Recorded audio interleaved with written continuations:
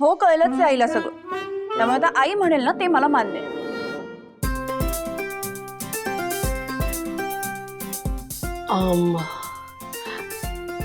जावई बापू, हा जो काय स्पोर्ट डे आहे तर तेव्हा पालकांनी काही विशेष कपडे घालायचे आहेत का? नाही म्हणजे तसं असेल तर भावनाने बघायला हवं ना तिच्याकडे आहे की नाही, नाहीतर तयारी करायला. सुपर सासूबाई, थँक्यू. मला माहिती होतं की तू होकार देणार तुला. हा, विशेष कपडे सांगितलेत आनंदीने. म्हणजे बायकांनी पंजाबी ड्रेस घालायचा आणि पुरुषांनी ट्रॅक पॅन्ट आणि टी शर्ट. माझ्याकडे नाही येते कपडे. काकू, तुझ्या मुलीला ना जरा आठवण करून दे की तिच्या गळ्यात जे मंगळसूत्र आहे ना ते कोणाच्या नावाचं आहे. सिद्धिराज गाडे पाटलाशी लग्न झालंय तिचं, आणि तो त्याच्या जवळच्या माणसांना कधीच निराश करत नाही. बाबा ते शलवार कमीचं दुकान. भावना, ए बाळा, ही पण ना काळजी करू नको, मी समजावते. अगं बाई,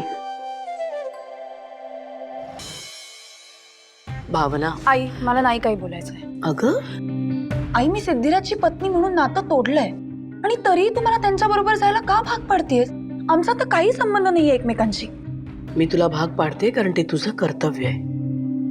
कसं? आई, मी घटस्फोटाच्या कागदांवर सही केलीये, मग कसं कर्तव्य झालं ते माझं?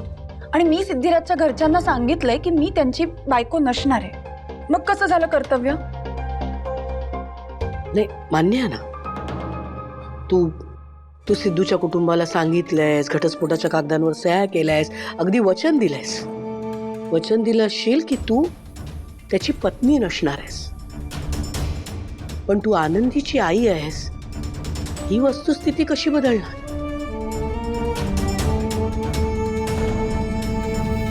काय ग, बरोबर बोलतेय ना मी?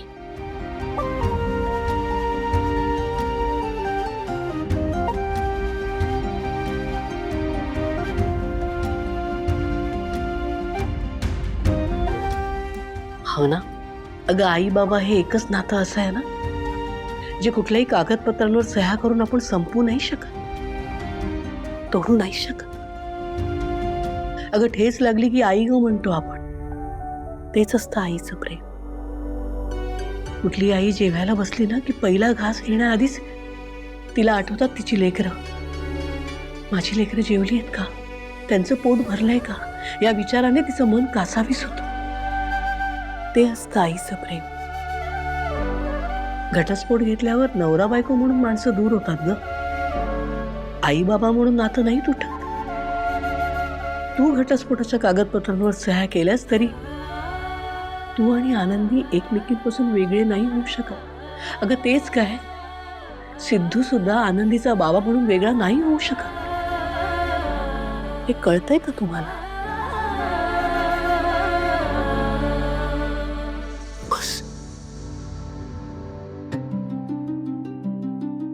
भावना, एक गोष्ट लक्षात ठेव, तू आणि सिद्धू पती पत्नी म्हणून उद्या एकत्र असाल किंवा नसाल, पण आनंदीचे आई बाबा कायम असणार आहात तुम्ही. उद्या तुम्ही दोघं वेगळे व्हा, रागवा, भांडा एकमेकांशी, कुठल्या कागदपत्रांवर सह्या करा, घटस्फोट घ्या, काही करा, पण तुम्ही जे करताय त्यात त्या आस लावून बसलेल्या लेकराची काय चूक आहे?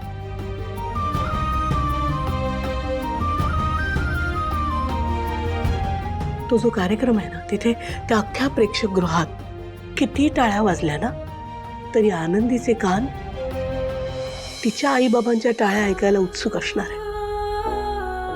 तिला तुम्हा दोघांना तिच्यासाठी टाळ्या वाजवताना पाहायचे. त्याचा आनंद वेगळाच असणार ग, त्याचं समाधान वेगळंच असणार आहे. आणि आनंदीची ही इच्छा पूर्ण करणं आई म्हणून तुझं कर्तव्य आहे, तुझी जबाबदारी आहे. बघ, तुला सिद्धूची पत्नी म्हणून जायचं नसेल, नको जाऊस, पण आनंदीची आई म्हणून आनंदीच्या बाबाच्या खांद्याला खांदा लावून उभी राहा, आनंदाने उभी राहा. आई म्हणून तुझं जे कर्तव्य आहे ते पार पाड. करशील ना?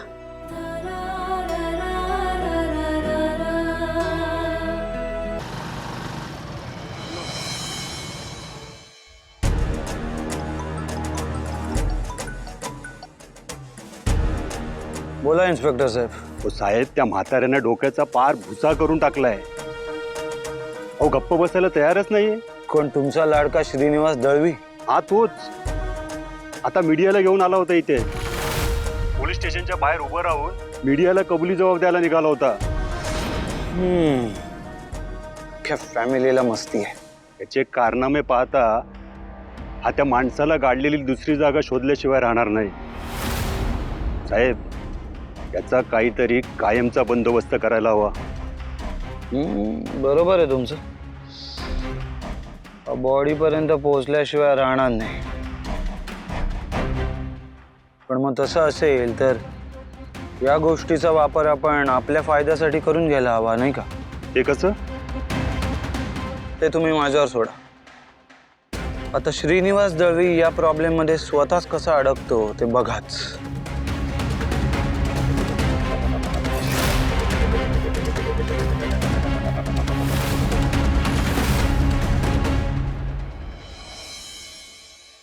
भावना, ए भावना, भावना, अगं किती वेळ असं चालत बसणार? सुबस ना पटकन मागे.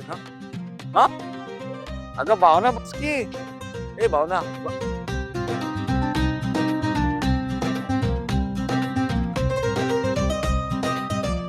असं काय करता येईल ज्याने भावना माझ्याकडे लक्ष थोडं तरी देईल? मॅडम. नाही नाही, blue dress, blue dress wonderful madam.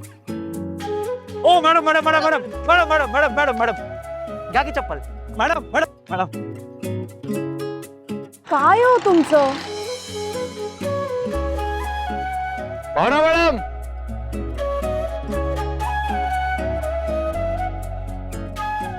थांबा तिकडेच.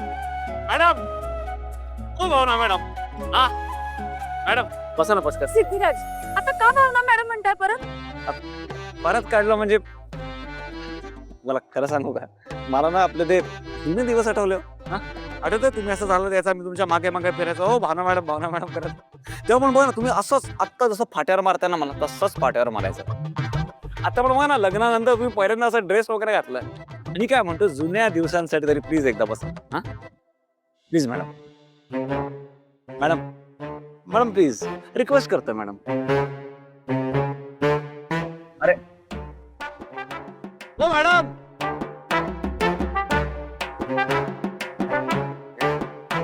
मॅडम.